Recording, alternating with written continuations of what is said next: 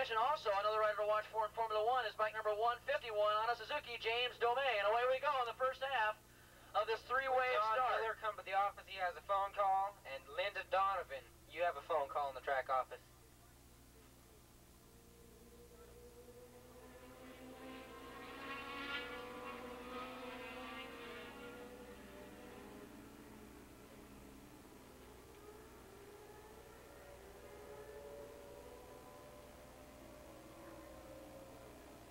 Oh, Nelly, let's see if they get through in that turn number 1. 3 and 4 abreast, handlebar to handlebar, and they're kicking some wheels and hitting some knees, but they get through in pretty good shape.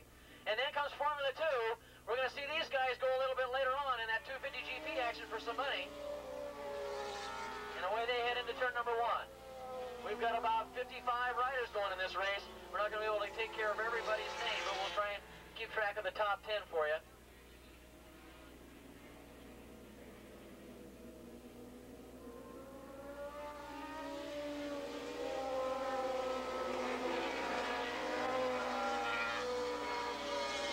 Got 59 riders entered in this class. Once again, if you're standing on the pit wall, please, we need you behind the pit wall, and if you're out on the barrels, please get behind the paddock area, please. Insurance regulations require, the utmost safety. If anything happens out here, we'll never race again. Look at the madhouse going on that back straightaway. These bikes getting up to about 150 miles an hour, and we've got plenty of them coming down the front straightaway. It looks like it's roll-off out in front on that Yamaha, but he's got a lot of Suzukis tailing it down as they head around turn number 1. It's roll-off.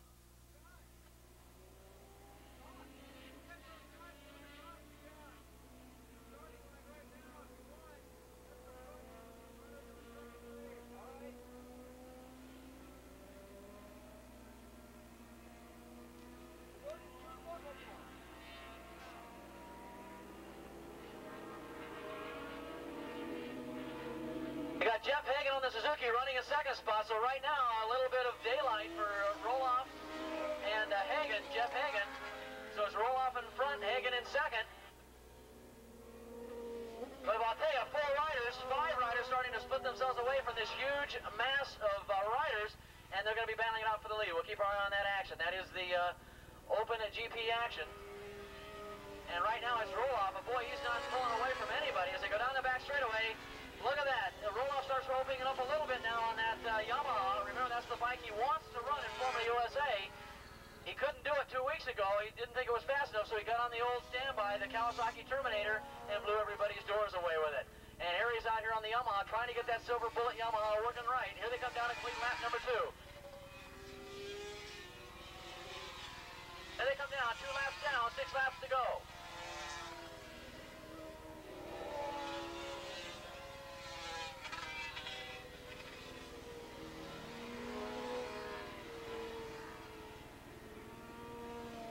Okay, well, we mentioned Roloff in front, Hagan running in second spot. In third spot is bike number 689, and that is Russ Miller, the rookie rider. Russ Miller on the Suzuki running in third spot, Jim Poet running in fourth. And then comes Barry Burke running in fifth spot on a Yamaha.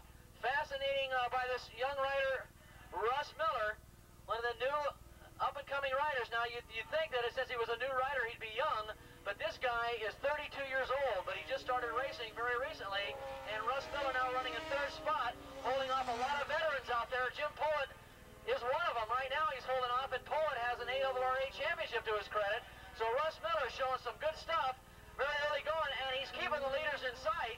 In fact, we've got a great 3-rider duel for third spot out there as they go across the top of the hill and go down that back straightaway. Look at Hagan and Roloff battling out for the lead, going down that back straightaway.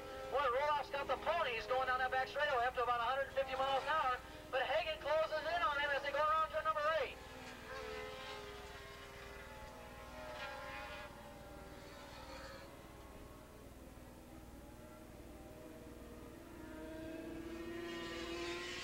Boy, we got a terrific 3-rider duel for third spot. Well, let's check out the lead as they come down to complete another lap.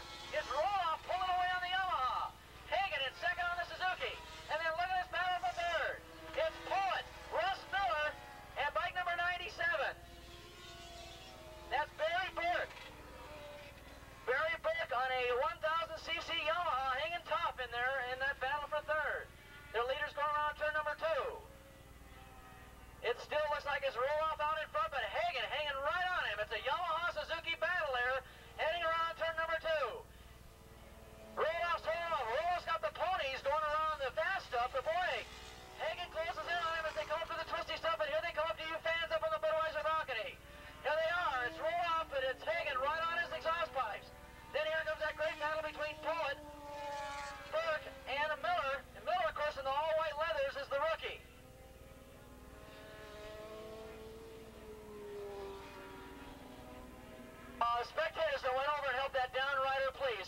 other side of the fence, please. You're up there in turn 4 area. You're in an impact area.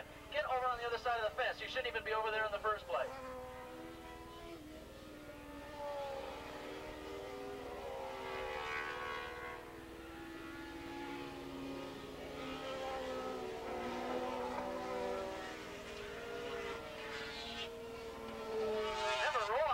Second time on that bike, is that right? He's got to get used to this motorcycle because he's going to try and defend his former USA championship, which will be coming up here again in a couple of weeks. But here they come down the front straightaway. Roloff pulls away once again as they come up on some lap traffic. Hagen has to hang close. Then look at this, Poet and Burke really in a knockdown, drag-out battle for third. Now Poet pulls away a little bit, and that battle there is getting closer to the leaders. A 131.8, 97.9 mile-an-hour average for your leaders as they head around turn number 2. A 131.8, 97.9, almost 98 miles an hour lap average going around turn number 2. And coming up with some lap traffic, Roloff displaces the lap rider. Hagen having a little bit of problems with him. But Hagen seems to do a lot of his catching up in the tight turns, but we're going to see how long that can last. The Suzuki seems to be handling a little better than the Yamaha right now. And then again, Roloff's not used to that Yamaha yet either. But then they're on the top of the hill once again. It's Roloff and Hagen. Then comes Poet starting to move motor away a little bit. Bike number 110, Jim Poet on the Suzuki. Out of Mount Waterman, California, running in third now. Pretty solid third as far as this race goes. Then comes Russ Miller and Barry Burke. Yamaha Suzuki mounted riders running in 4th and 5th. In the 6th spot is bike number 684. That's going to be Kurt Hill on 1100cc Suzuki. Then bike number 151, James Dome, who's been really eating up that race into Formula 1. He's working his way up into 7th spot overall. James Dome on a Suzuki 750 up into 7th place overall and leading the 750 class.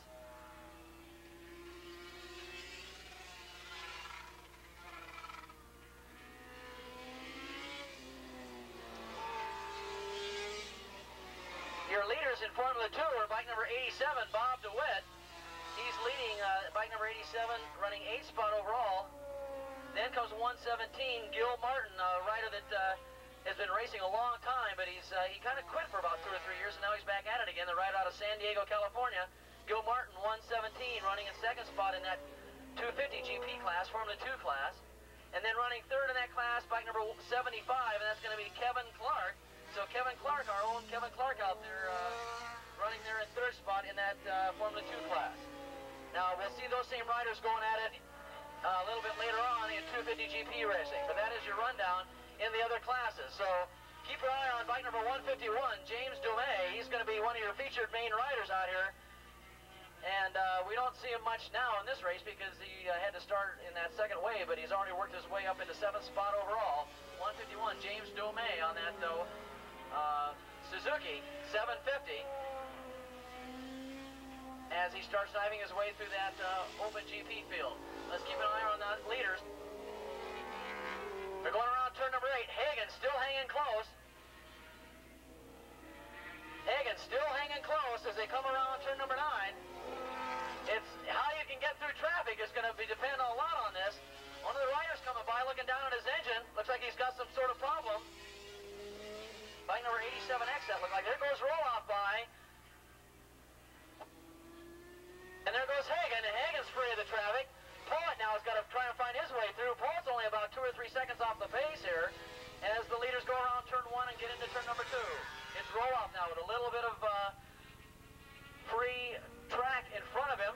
And of course Hagen's in there as well. Yeah, somebody in there is right up there on Hagen. Boy, somebody must have took advantage of some traffic because he is hanging in there tough with Hagen in there in 2nd spot. It could be Barry Burke. We'll have to check that out next time they come around. But boy, that's a 3-rider duel for the lead now. As they go to the hill one more time, it's still Roloff and Hagen, and somebody's clinging right to Hagen's tail. We'll have to find out who that is.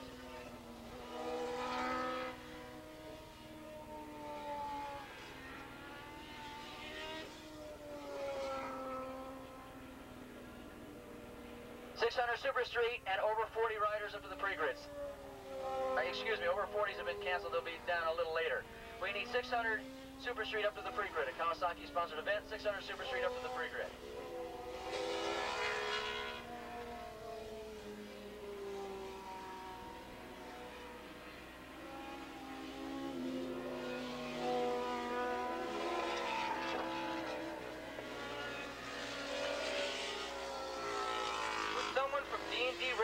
come to the office. It's real important. Your son's at the hospital, and they need some perennial consent to treat him. Someone from D&D Racing.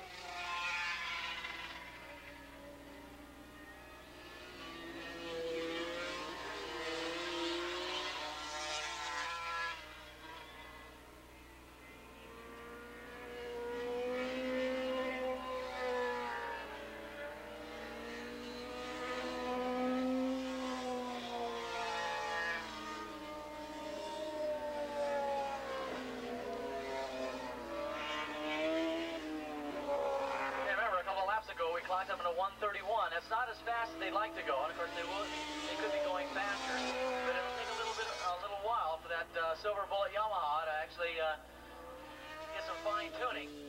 But that's 97.9 miles an hour. Lap average around here so far. Our leaders, we believe they're down the back straightaway.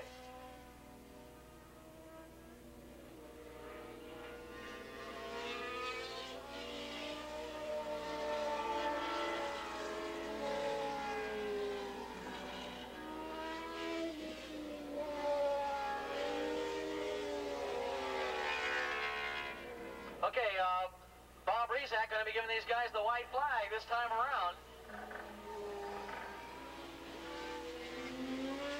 Here comes Roloff, and boy, he's got a pretty big lead this time as he gets the white flag. And look at this. Hagen just got passed by Burke. Hagen's going to try him again now as they go into turn number 1, but Burke shuts him off. And boy, Burke, bike number 97X has come out of nowhere.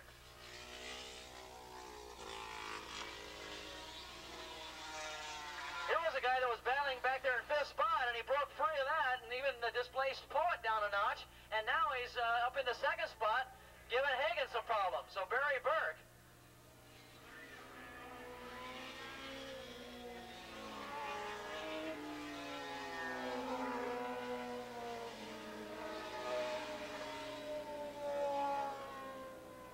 Linda Donovan, please come to the office. There's someone from D&D Racing. It's important.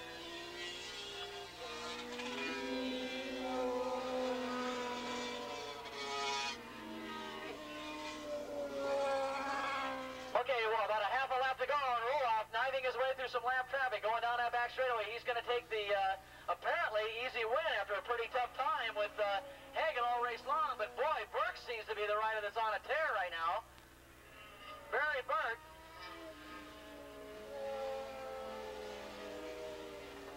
Is riding like a man possessed as he's trying to catch Roloff, but I think it was a little too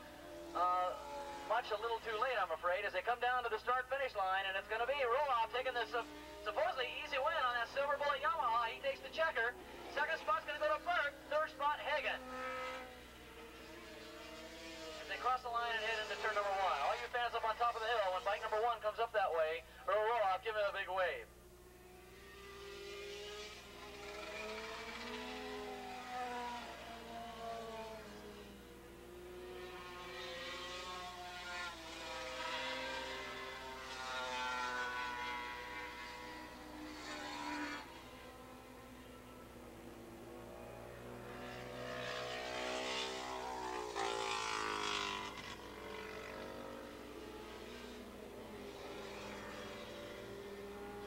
Yeah, we want to mention, riders, do not congregate here in the paddock pit area. Go right on out to the